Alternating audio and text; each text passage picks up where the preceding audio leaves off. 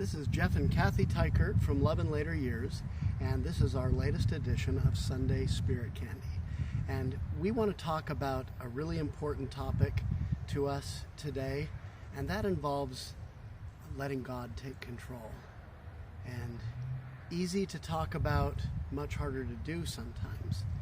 But we've talked about in the past how, you can have an airplane ride or you can drive in the car, and people prefer to actually drive in the car than to ride on an airplane getting somewhere.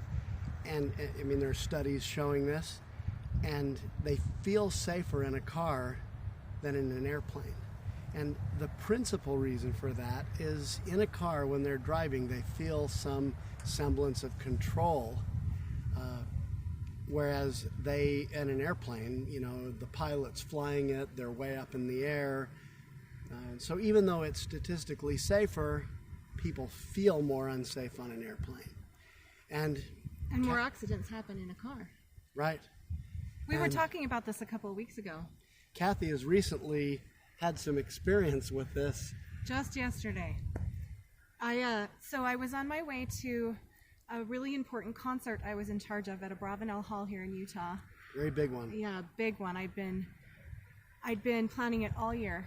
Biggest day of the year. My son was in it. Although no one was in the car with me. He was coming later with Jeff.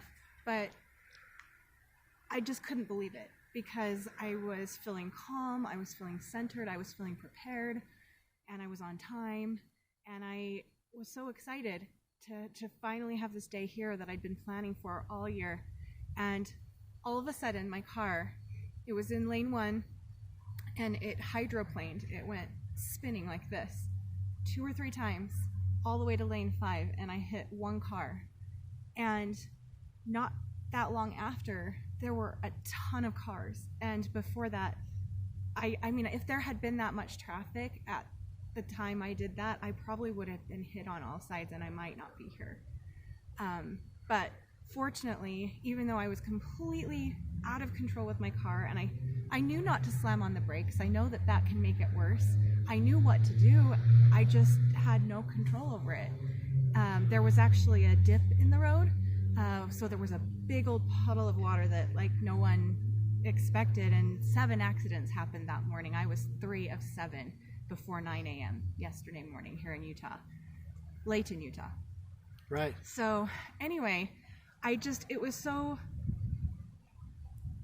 interesting as I've pondered what happened, how Jeff gave me a blessing the night before. I was nervous. I was nervous to go up on stage and to be master of ceremonies and to be in charge of 400 students that gathered there to play. And it put everything into perspective. By the time I got there 2 hours later, and everyone had stepped up and done a ton of work before I got there, and we managed to pull it off. It was a great concert. Getting up there on stage didn't seem like anything compared to facing death. I felt more a semblance of control up there on stage, but I still needed the Lord's help because it was bigger than me. That project was bigger than me, as was my car going out of control. And He doesn't always save us from danger. He doesn't always prevent injury. In this case, He did, and I'm so grateful. But when it comes to relationships, people get really nervous about dating, the same as they would not wanting to get in a car if they've been in an accident, especially if they've lost a loved one to death or divorce, and it hurt a lot. But something that we can all keep in mind is that if God leads us to it, He'll get us through it. And I believe that we're here in this life partly, we're definitely here to grow and learn, and a big part of that is our relationships. And so if you're scared and nervous to date, and you're single, and you've had pain in the past, just know that your future is not written. Your life is not over. And you can take those risks again, just like we take risks when we get in our cars and we go somewhere, because had I not gotten in the car that day, I couldn't have been part of that wonderful concert. There's just so much we miss out on if we live scared of potential circumstances that we don't even know. One thing that we hear a lot in our Love in Later Years group comment that's frequently made is, I can't go through that pain again. And, you know, Kathy and I have each been divorced twice, and we've proven you can. I mean, it's really hard when you've had your hopes up for the second time, and then, you know, it comes crashing to the ground.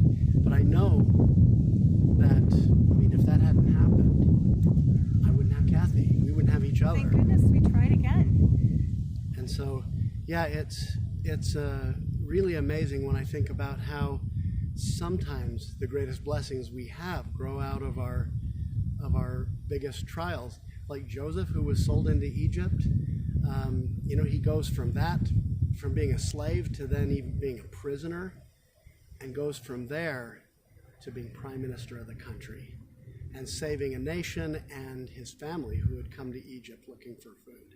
So you think about how quickly God can turn things around for us. Well, and sometimes the greatest blessings are just around the corner, and we might miss them if we don't allow ourselves to take meaningful risks and let him be in charge. Yeah, imagine if Joseph had not gone to the Pharaoh's people and said, I can interpret dreams.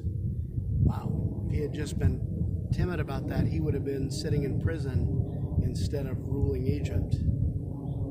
And so for those of us who have been through trials, remember God said all things work together for the good of those that love him.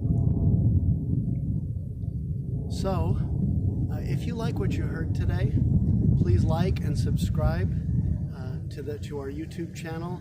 And remember, anytime is a great time for more love in your life.